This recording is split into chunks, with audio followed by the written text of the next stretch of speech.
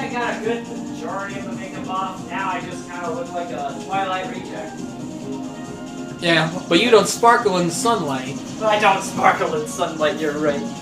That's still the most ridiculous thing I've ever seen in a movie, a vampire sparkling. Don't ask me why. I think it might be because of the makeup. Because my best leading theory is that the reason why they sparkled was because they used gray makeup in order to make them look undead. Problem was, though, is that I think something might have happened with the lighting on the set that made their gray makeup look like they were actually sparkling. What's funny is the guy who plays Edward actually doesn't like the Twilight movies. Really? He only did it just because they gave him a big paycheck. It seemed like it was like it was a book that wasn't supposed to be published. It was so long. Yeah, it is, yeah. Yeah, and we were shooting it forever. If Edward was not a fictional character, you just met him in reality. You know, he's one of those guys who'd be like an axe murderer. When he put the bare facts out, he tells I'd killed 40 or 50 people. And he's like, you really shouldn't. And I want to kill you so much. Every single day, every moment I'm with you, I desperately wanted to kill you. And she's like, I don't care. I love you. And it's like, well, there's definitely something wrong with her, and there's very obviously something wrong with me. I was convinced that Stephanie was convinced she was Bella. And especially when she says, oh, it was based on a dream, and it's like, oh, I had this dream about this really sexy guy, and she just writes this book about it. It's like, this woman is mad. Were you happy with your pay? I don't know. Could have been better. I mean, that happens a lot with a lot of different actors. Like, for example, in the Doctor Who franchise, Christopher Eccleston, when he actually got the role, he only wanted to do one season. Because that's just how he rolls. Like, he like, Christopher Eccleston from Doctor Who wanted to actually just do one season, and then he would move on to other movies, and he would only do one role. I've actually never seen Doctor Who. I would recommend it for, like, seasons 9 and 10, and, like, up to maybe up to Peter Capaldi, who was, like, the second latest Doctor, because, like, I don't know about the latest one. I was, like, okay with it, but it's like, had a bit of a slight different feel afterwards. Like, it's up to you if you want to watch it. But there's also the classic Doctor Who, which is a little bit harder to watch because, like, my god, you gotta go and look for the DVD collection, and it's, like, black and white and very, very old-timey, so, start with the 2000s if you're interested. And you're gonna hit that ring? Okay. And it's like Sonic. Do-do-do-do. Okay. I never understood why they had him collect rings. Wait, for Sonic? Yeah. I don't know either, actually. I mean, like, Mario collects coins because he's a human. Right. Donkey Kong collects bananas. I think rings was chosen because they had to get a different collectible item that wasn't a coin, because why would Sonic need coins in order to spend money on? Because, like, he's a hedgehog. He doesn't buy stuff, right?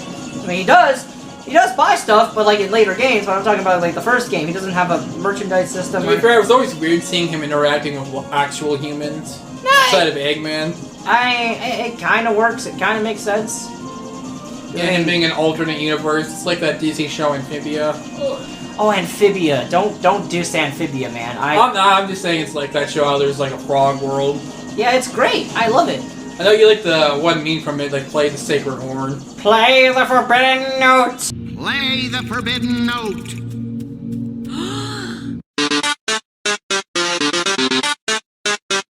And then you play it on screen for us, da-da-da-da, as it does the Megalovania. Do you know what Undertale is?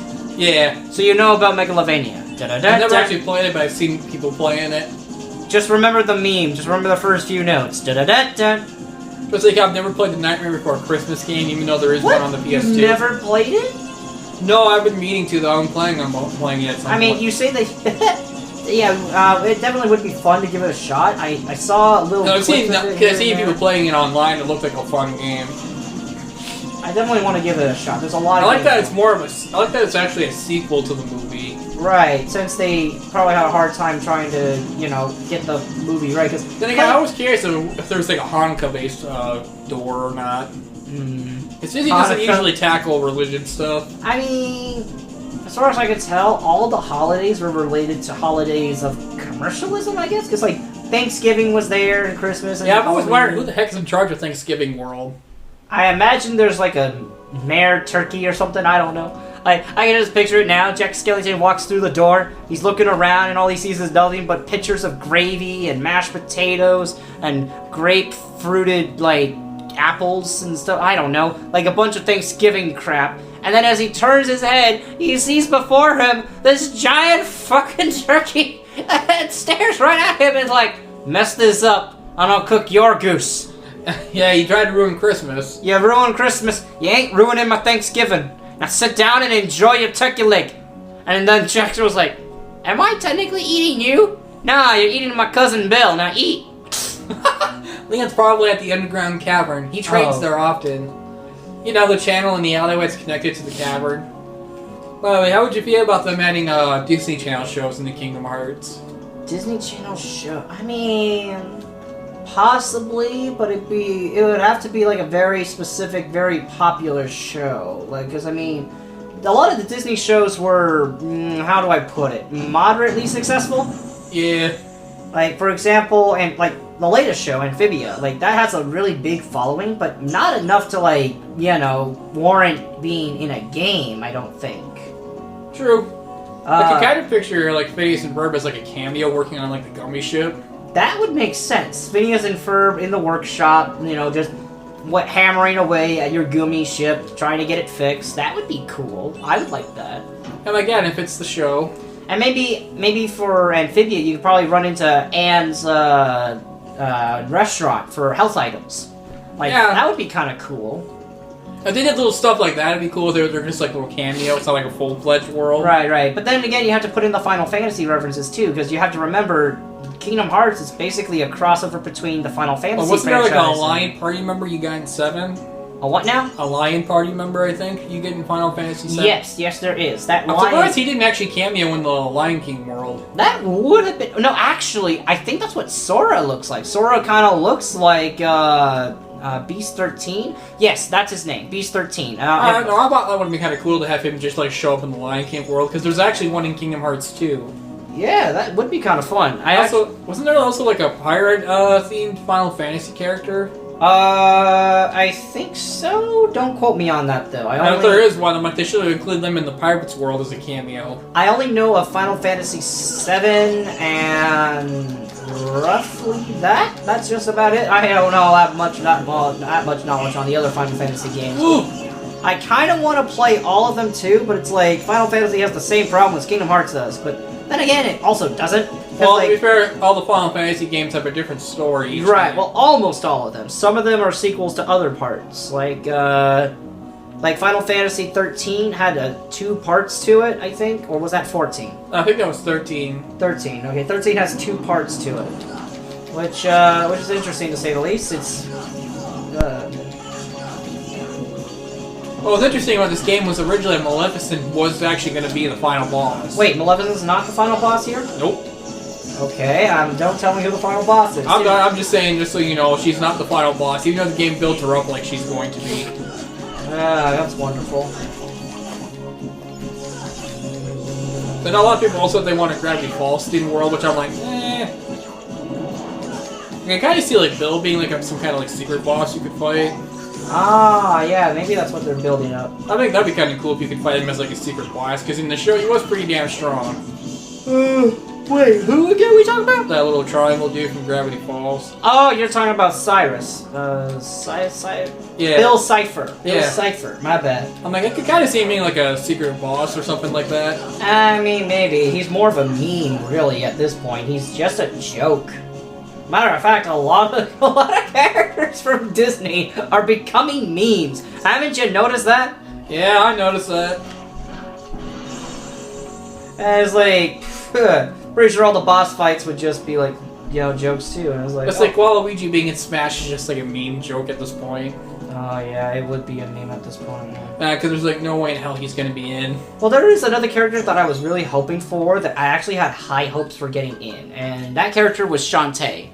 Oh, from Yeah, Shantae from Shantae, her young games, and I would have have loved that. You know, a dancing genie and stuff like that. She's very unique. Her moveset would have been all based around the animals she's transformed into, like her smash attacks. Yeah, there's always Smash 6. Yes, there's always Smash 6. So you found the keyhole. Yeah. The Keyblade locked it automatically. Good. Every world among the stars has a keyhole, and each one of them leads to the heart of that world. There must be one in this town as well. What do you mean? It's an Anthem's report. The Heartless enter through the keyhole and do something to the world's core. What happens to the world? In the end, it disappears. What? That's why your key is so important. Please lock the keyhole. Sora's like, ooh, I'll lock your keyhole, baby. Oh, shut up! God, that's terrible! Terrible timing! Shame on you! Ah! You're the only one who can. Ow! Sora's like, I don't know. Seeing other worlds would probably serve you well. Yeah. Well, you gotta find your friends in King Mickey. I guess you're right. Okay. Hey Leon, the gummy block's different from the others. Do you know what it's for? ...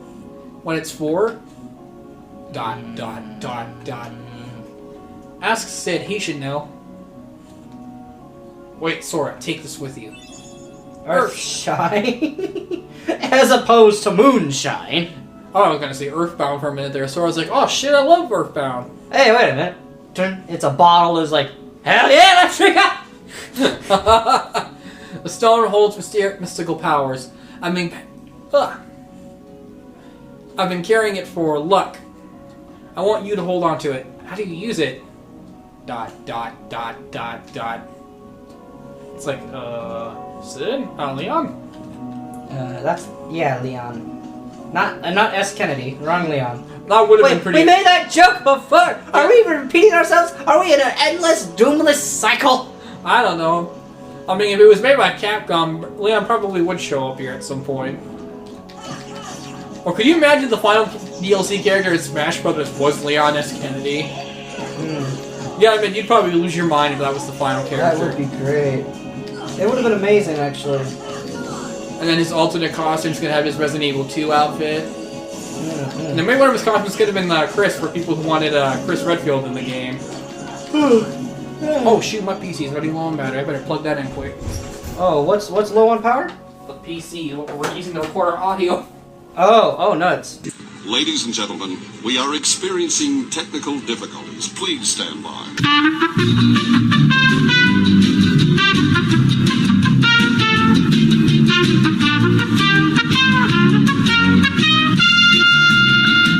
Okay, sorry about the...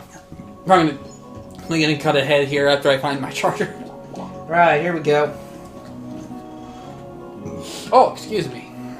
The Dalmatians. I think you actually get a reward now because I brought a couple back, so... I think the Dalmatians only appear in this game. Oh, did they all perish in the rebirth of the next world? I don't know. I'm not sure how you would do a 101 Dalmatian themed world. Oh. Pongo. Ah, they're so cute. And I think the villain after us is kind of crazy. Because seeing how she wants to turn them all into fur coats. Oh, yeah, you're right, yeah. And our henchmen kind of remind me of those bad guys from Home Alone. If you guys haven't seen that movie, it's a pretty damn funny movie. Home Alone? Oh, yeah. They plan on trying to make a remake, and I don't think people were happy about that. Well, yeah, I'm like, I don't know how you can top the original one. Like, the slapstick is just on point with that movie. Because, like, Harry and Mark, they get hurt, but it's not, like, to the extreme. Like, the only one that probably would have killed them would have been the iron to the face. Oh, yeah. And the blowtorch. So I think my favorite part of the whole movie is when Kevin puts that spider on Marv's face and he just screams like a little girl.